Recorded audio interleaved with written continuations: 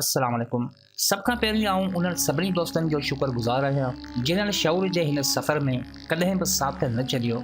आऊं तस्लीम कयां थो त जेतिरी तव्हांजी मोहबत आहे शायदि ओतिरी मुंहिंजी हैसियत नाहे। तव्हांजी मोहबत ऐं हौसला अफ़ज़ाई जे करे ई मुंहिंजे लफ़्ज़नि जी रफ़्तार हले थी। सच जेतिरो ॿुधण में ॾुखियो आहे उन खां वधीक ॻाल्हाइणु ॾुखियो आहे, पर तव्हां दोस्तनि जी मोहबत जो क़दुरु कंदे दिलि हर मुसीबत खे नज़रअंदाज़ कयो आहे। वॾेरनि सरदारनि जे हक़ में नोहा ॻाए ठीक ठाक दौलत कमाए सघियसि थे, पर ज़मीर कॾहिं इन जी इजाज़त ई कोन ॾिनी। मूंखे इन ॻाल्हि ते टके जो बि अफ़सोस नाहे, बल्कि मूंखे फ़ख़्रु आहे इन ॻाल्हि ते त मूं हक़ीक़तनि खे बयानु कयो, ग़रीबनि जो साथ ॾिनो। असां सां थींदड़ हर नाइंसाफ़ी खे न सिर्फ़ सिंध, पाकिस्तान, बल्कि दुबई, सऊदी, इंडिया, मलाइशिया, बर्तानिया ऐं अमेरिका जहिड़नि मुल्कनि ताईं पहुचायो। दफ़न त हर कंहिंखे थियणो आहे। धरती जो कर्ज़ खणी मरण खां बहितर आहे फ़र्ज़ खे निभाए हलो।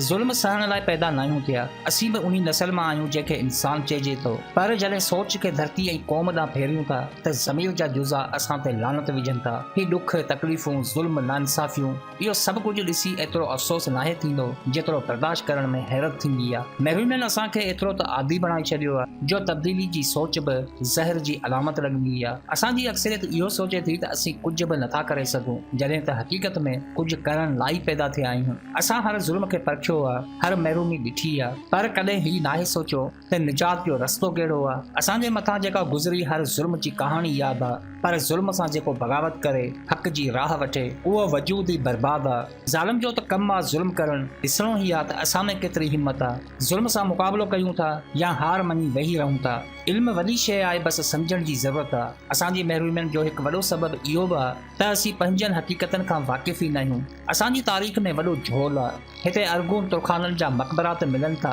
पर उन्हनि जे तामीर कयल महलनि जा आसार बि नथा मिलनि। भोॾे सर हिकु कोली हूंदे बि मस्जिद तामीर कराए थो, ऐं हैरत जी ॻाल्हि हीअ आहे त मस्जिद जो नालो बि गैर इस्लामी रखियो वञे थो। नूरी जाम तमाची जी क़बर कींझर ढंढ में मौजूदु आहे, जॾहिं त तारीख़ जा कुझु पहलू इन खे मकली जे क़ब्रस्तान में ज़ाहिर कनि था। ज़हन में रहे त तारीख़ विञाए मुस्तक़बिल नथा ठाहे सघो। असांखे हक़ीक़ी तारीख़ खे मंज़र आम ते आणणो पवंदो, छाकाणि त जेसिताईं असां पंहिंजे माज़ी मां न सिखंदासीं तेसिताईं मुस्तक़बिल जी मंज़िल ते कोन पहुचंदासीं। वक़्तु वॾो कारीगर आहे, जेको इन सां गॾु नाहे हलंदो उहो हलण जे बि लाइक़ु नाहे रहंदो।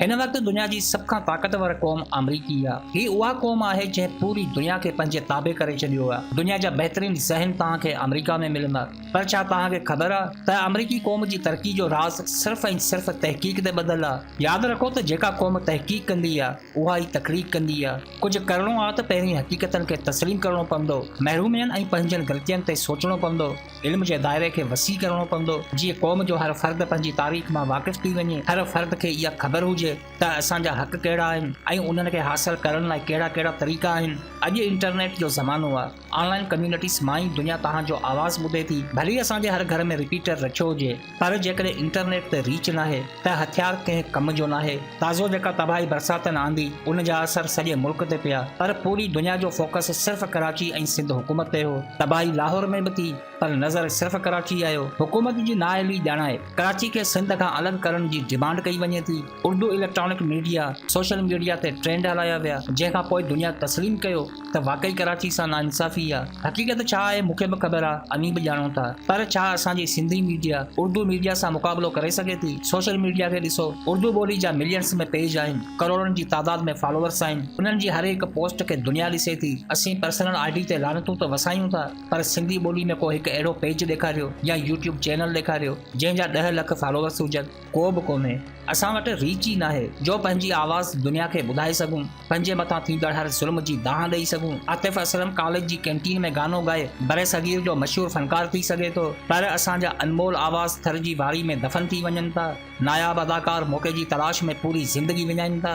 असांजा क्रिकेटर्स, पेंटर्स, अदीब, शाइर पंहिंजे टैलेंट खे दुनिया ताईं पहुचाइणु चाहिनि था, पर असां वटि को वसीलो ई कोन्हे, अहिड़ो को प्लेटफॉर्म ई कोन्हे जंहिंजे ज़रिए असां पंहिंजी आवाज़ खे दुनिया ताईं पहुचाए सघूं, सिंध जे टैलेंट खे दुनिया जे साम्हूं आणे सघूं, पंहिंजी हक़ीक़ी तारीख़ खे क़ौम जे ज़हननि में आणे सघूं। इहे सभु ॻाल्हियूं सोचण खां पोइ ज़मीर जो आवाज़ अचे थो ऐं चवे थो त तहक़ीक़ कयो। तारीख़ खे तलाश करण लाइ सिंध जे उन्हनि अदीबनि, शाइरनि, बुज़ुर्गनि ऐं सुगुणनि खे तलाश कयो जेकी अञा मंज़र आम ते ई न आहिनि। अॼु बि उन्हनि वटि अहिड़ा किताब मौजूदु आहिनि जेकी अॼु ॾींहं ताईं आम न थी सघिया। सिंध जे टैलेंट खे उजागर करण ऐं तारीख़ खे ज़िंदा करण लाइ हिकु अहिड़ी आज़ाद वेबसाइट जो हुजणु लाज़मी आहे जंहिंजी रीच पूरी दुनिया ताईं हुजे, जंहिं ते सिर्फ़ सिंध लाइ कमु थिए। सिंधी क़ौम लाइ कमु थिए, पूरी सिंध में जिते बि ज़ुल्म थिए उन वेबसाइट जे ज़रिए उहो ज़ुल्म पूरी दुनिया ॾिसे, असांजो टैलेंट रोडनि ते धिका न खाए बल्कि इन वेबसाइट जी ज़ीनत बणिजी दुनिया जे दिलियनि ते राज करे। ॿुधाइण वारो हुजे त ॿुधण वारो ज़रूरु ॿुधंदो, असांजी केरु ॿुधे नथो छो त ॿुधाइण वारो ई कोन्हे।